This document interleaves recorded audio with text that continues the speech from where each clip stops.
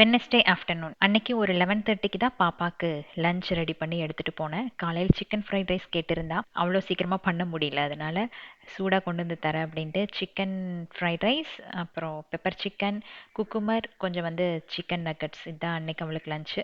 மித்துவுக்கு காலையிலேயே carrot rice nuggets ரெண்டும் பண்ணி கொடுத்து விட்டுட்டேன். சிக்கன் ஃப்ரைட் ரைஸ் அவன் சாப்பிட மாட்டான். அது இல்லாமல் மதியம் சூடாக கொண்டு போய் கொடுக்குறேன் அப்படின்னா அது அவனுக்கு பிடிக்காது. காலையிலேயே லஞ்ச் பேக் கையில் எடுத்துகிட்டு போகிறதுல அவனுக்கு ஒரு சந்தோஷம். ஸோ அவனோட வேலை காலையிலேயே முடிஞ்சிரும். நைட்டெல்லாம் நல்லா மழை பெய்யுது 2 நாளாக. பட் காலையில் அந்த அளவுக்கு நல்ல வெயிலுன்னு வச்சுக்கோங்களேன். வெளியே போயிட்டு வந்தால் ஒரு 10 நிமிஷம் ஃபேன் போட்டுட்டு உட்காந்தா மட்டும்தான் ரிலாக்ஸாக இருக்குது. ஸ்கூலுக்கு போயிட்டு வந்துட்டு கருப்பு கவனி அரிசி ஊற வச்சுருந்தேன்.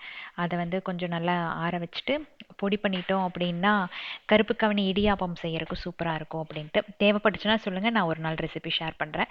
நட்ஸ் ஜூஸ் வேணும்னு சொல்லியிருந்தா மித்து. ஸோ ஈவினிங் அவனுக்காக அதெல்லாம் ஊற வச்சுட்டு கொஞ்சம் கார்டன் வேலையை பார்க்க ஆரம்பிச்சாச்சு.